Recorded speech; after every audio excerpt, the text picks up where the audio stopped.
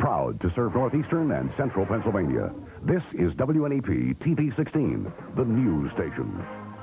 Now, Nolan Johannes, Karen Harch, Jack Ruland in Skycam 16, meteorologist Tom Clark with his backyard forecast, and Tim Carlson Sports.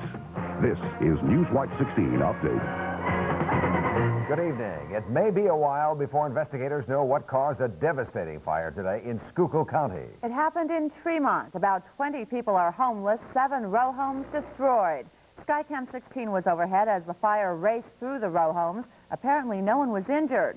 Some of the fire victims were able to save a few belongings. Others have nothing. As Night Beat reporter Joe Ducey says, firemen in the Tremont area had problems trying to keep that blaze from spreading. The fire broke out in one of the many row homes along this street in Tremont. Before firefighters could do much to put it out, the fire had spread, eventually taking the whole block. By nightfall, firefighters had the blaze under control, but not before it destroyed 7 homes and left about 20 people homeless. She said, get your stuff out or get out of here quick. She's going to take the whole block. What are your plans? What are you going to... I don't really know. I didn't think about it yet. But we have a lot of family in town. Officials say as far as they know, there were no injuries other than 2 firefighters suffering smoke inhalation. However, they had not finished their investigation. This house was saved from the fire but suffered smoke damage. Neighbors helped the family move clothes, furniture, and other belongings to safer places until the damage could be assessed. Along with the fire spreading quickly, firefighters say they had another problem. They say the water system is weak and can't supply more than 1 truck at a time. The man in charge of the local water supply didn't want to appear on camera, but he told me the current system is old and uses only 6-inch water mains. However, he said if it's used in conjunction with other water supplies, there should be enough water for any situation. Improvements in the system are said to be online, but no major changes. Firefighters had to get much of their water from a nearby creek. Officials would not comment on a cause for the blaze that neighbors say started in the middle of the homes destroyed. They hope to learn more through further investigation. Joe Ducey, Newswatch 16 in Tremont. There are conflicting reports tonight from Iran and Iraq on the latest battle in their 6-year-old war. Iran claims it advanced in more than 2 miles into Iraq, killing 5,000 Iraqis.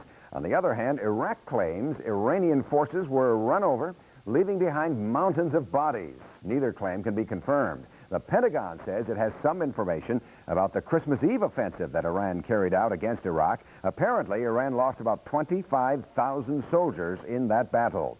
That's what Army officials gathered from this film captured from Iranian troops. Iran says this film is the aftermath of a diversionary attack and that the big offensive is still to come. But Pentagon sources say Iran's attack simply failed. In Lebanon, Syrian efforts to impose law and order appeared to be working for a short while. The shelling between rival militias ended and the Beirut airport reopened to air traffic. There was about an hour of calm when shells started slamming into the runway shortly after a Middle East jetliner landed. The 126 people on board that plane were flying into Lebanon from Cyprus and had to scramble to safety. No one was hurt in this latest fighting in Beirut, Lebanon. When Newswatch 16 update continues, what Amtrak plans to do to find the cause of last weekend's accident, and we'll show you the crew that will fly the next shuttle. Plus, later on, a tale of love is over. Jessica the cow's lover has hit the road. We'll fill you in from the Newswatch 16 update Video Zoo.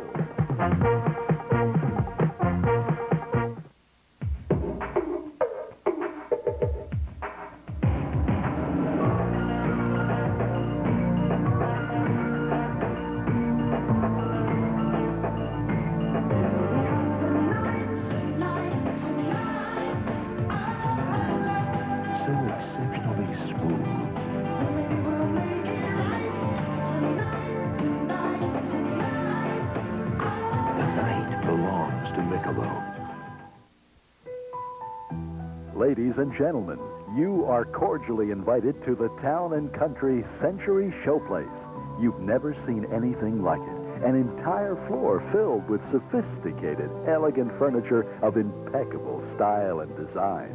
Never before have you seen furniture of this quality at prices you can't find anywhere else. The Town and Country Century Showplace, South Main in downtown Wilkes-Barre. The next space shuttle flight is more than a year away, but NASA has named its crew. Frederick Houck will be the flight commander. He has experience. Houck steered the shuttle when it recovered 2 communication satellites back in November of 1984. Astronauts Richard Covery, John Lowndes, George Nelson, and David Hilmers will make up the rest of the crew. All have spaceflight experience. The next flight of the shuttle is planned for February 18th of 1988. It would be the first manned shuttle flight since the Challenger disaster almost 1 year ago. The 200th anniversary celebration of our U.S. Constitution got underway in Pottsville area's middle school today. Newswatch 16's Bob Costantini was there when the document was honored by students. The middle school assembly was low-key, but filled with high praise for the Constitution. 200 years ago must seem like the Stone Ages to most of you out there. But do you realize that the words in those documents are what this country is still governed today? Ellen Edelson spoke of how the Constitution protects us in everyday life, our right to vote, to a fair trial, and our rights to privacy without government towering over us.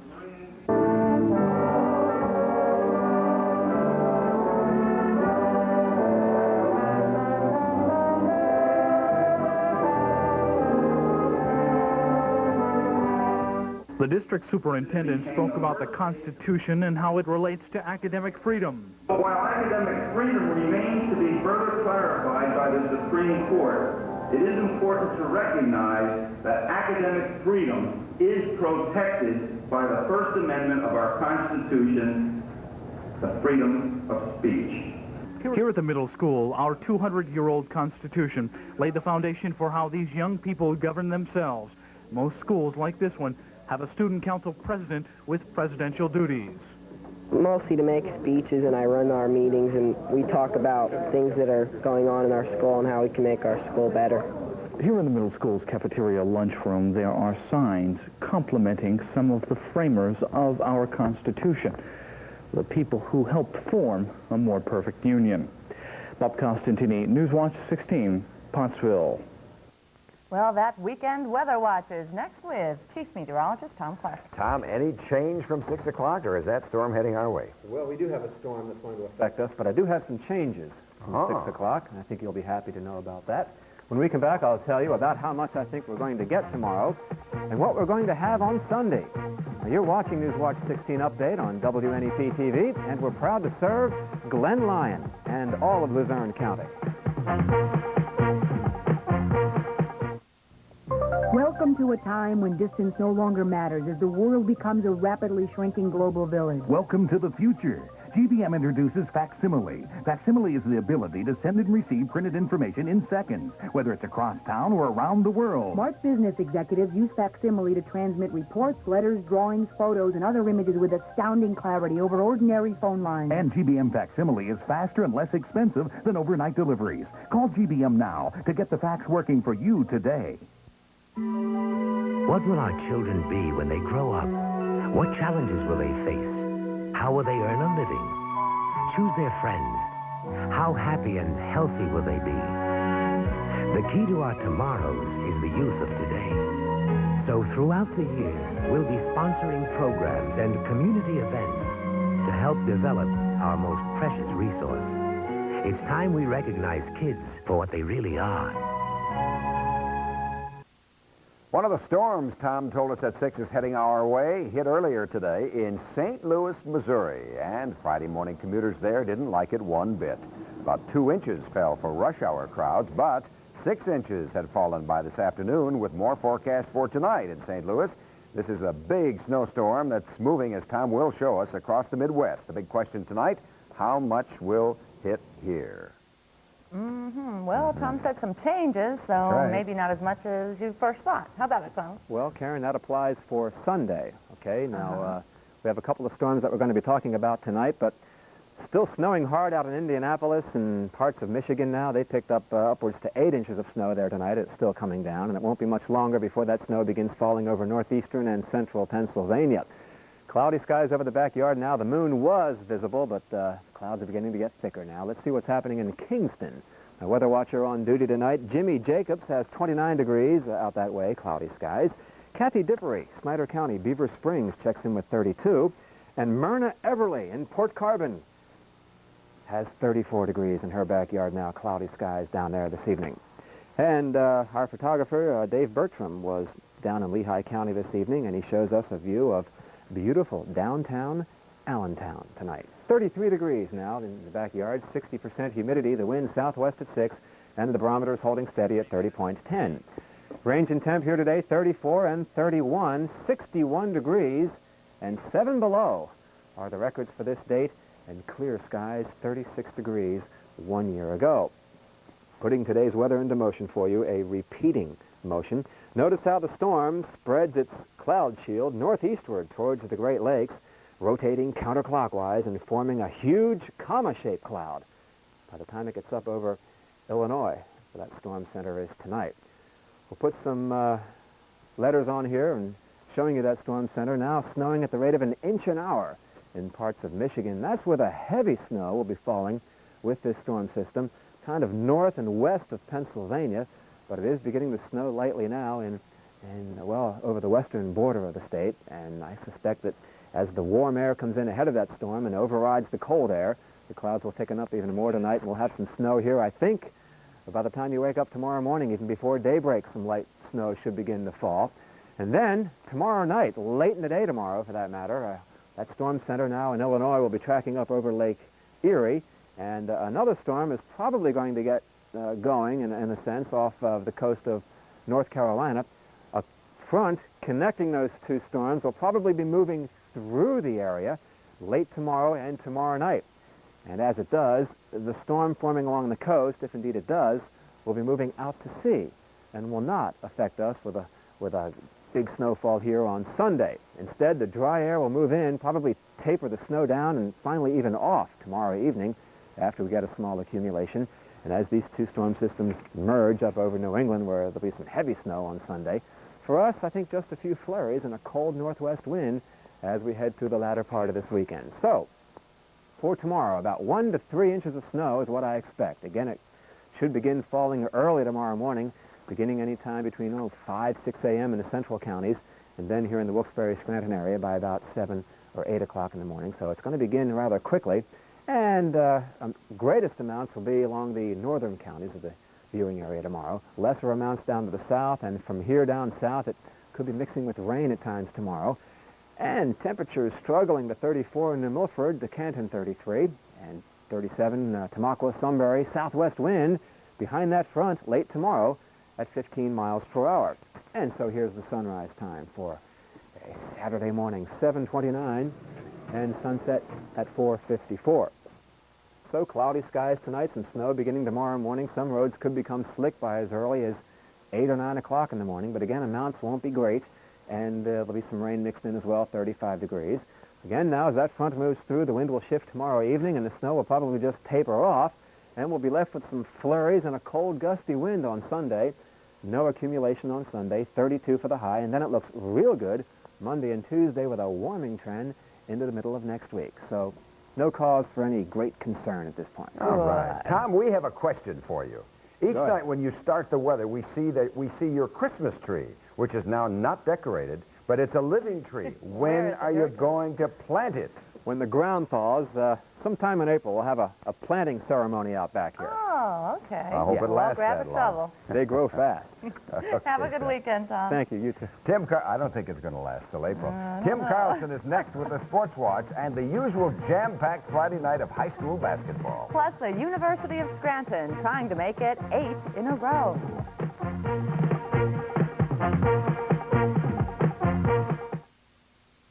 Tim Carlson says a lot of hoops tonight. And we're going to have them all for you right now. We're going to start it out by dribbling our way down the Pennsylvania Turnpike to Bethlehem to catch up with the University of Scranton men, trying to make it 8 straight wins as they played host team Moravian in the Moravian tournament. Let's pick up the action right here, and Moravian had the outside shooting going in the first half. Sal Calandra with the three-pointer from the top of the key, 17-12 Moravian. Scranton cut it to 1 on the fast break. Art Trippett feeds Eric Jacobs, and the jumper is good. The Royals working the ball well. They get it out to former Whitehall star Jack Wasipke. His jumper cut the Moravian lead to 2. Look at the feed now on the other end for Moravian. Bernie Ivins on the receiving end, and he converts the nice pass into 2 points. Off the inbounds pass now, Scranton's Eric Jacobs nails another jumper, and this one's worth 2, but Moravian still led 31-25. Nicest play of the first half came with time running out. Great offensive rebounding from Moravian. 1 second left in the half. Neil Fromm puts it off the glass to make it a 9-point Moravian lead, but Scranton came back to win it. We take a look at the scoreboard. 72-64 the final, and the Royals win number 8 in a row. Bloomsburg over Bloomfield, New Jersey, 78-57, and Lockhaven beat Uppsala 74-63. High school basketball really cranking tonight. Some 70 scores coming up in just a second. But first, highlights of 3 Super 16 teams, including number 1 GAR trying to stay undefeated at Seton Catholic. Let's pick up the action in the second quarter. Seton up by 4. They steal it, and they hit on the fast break. Stan Exeter with the easy bucket to wrap it up there. Seton lead goes to 8. The jumper by Doug Minchak is good. But GAR goes on a 15-4 run. John Snyder right here with the 15-footer. Then inside to the big man, Greg Skrepnak for the short jumper, and that ties the game. Then the Grenadier Snyder back one more time with a nice drive on the shot, and GAR leads, and they go on to win over Seton 51-46. Over to Wyoming Area High School now, where the Warriors hosted Super 16 team number 3, Nanticoke. Third quarter action here. Wyoming Area doing the job. Steve Orlowski right there. The big gun as always for Nanticoke. Paul Grafovich cans the 20-foot jumper. The Trojans build the lead to 11 points. Jim McDermott will find the range on this one. The Warriors are trying to come back. The rebound, the shot, and the foul by Rob Cella, but Grafovich and company too much to handle. The drive and score there. Nanticoke also goes all the way to win at 81-67 over Wyoming Area. On to Bishop Hoban High for the 11th ranked Argents meeting Pittston Area. Second quarter stuff here in Hoban's Bruce Lambert playing the low post, gets the feed, and the bucket for 2. Patriots right back. The long pass to Max Zaleski for a pair right there. Back down for the Argents. Jay Seckler with the pretty drive to the hoop right there. And again, Zaleski here for Pittston Area looking good. The Dr. J imitation on the finger roll. Great effort here by Hoban's Bob Dombrowski. Finally gets the rebound up and in, and the Argents take this one from Pittston Area 76-70. And now, a ton of other hoops finals on the roll, and of course, the winners are on top.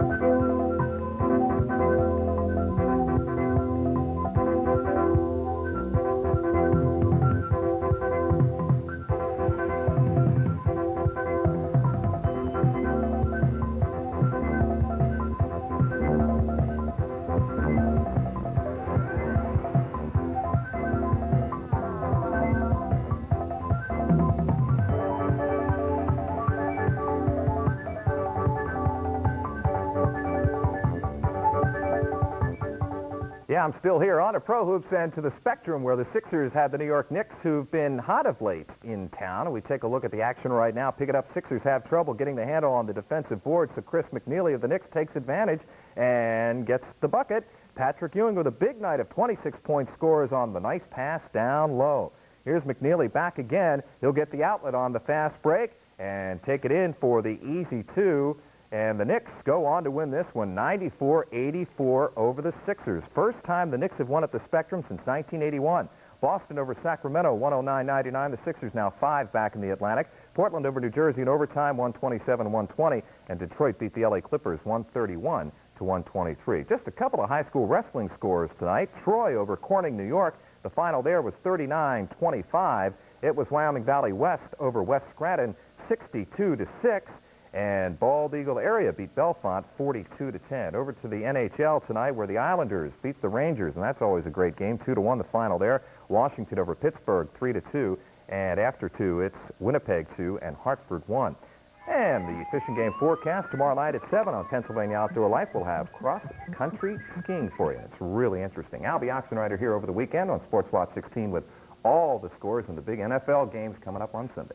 I'll tell you, Mike Trues, the scoreboard wizard, did a real nice He's job something, tonight. isn't he? Way to go, Truesy. And okay, Tom bud. Tidy and everyone else. Great I love job. it. Thanks, Tim. The tale of the lovesick moose is next on Newswatch 16 Update. Don't miss it. But first, tonight's lottery numbers, the daily number 069. And the lotto numbers 2, 3, 14, 20, 30, 37. The alternate is 7. We'll be right back.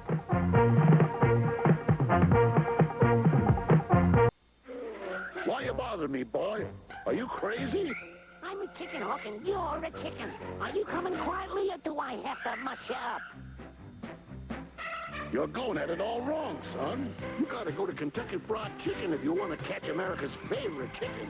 It's a great place to get a great meal. No one makes tender, juicy chicken like the Colonel. It's finger-licking good. Here, son, let me give you a lift. Chicken bites.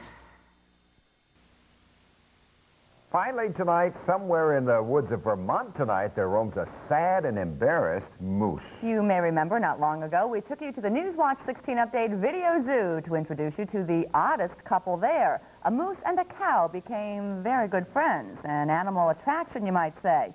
Well, these pictures were taken during happier times in their courtship. Now we've learned the moose up and left, leaving Jessica the cow lonely and heartbroken. You see, the macho moose lost his antlers, as moose do every winter. With them, he lost his defenses, virility, and sexual urges.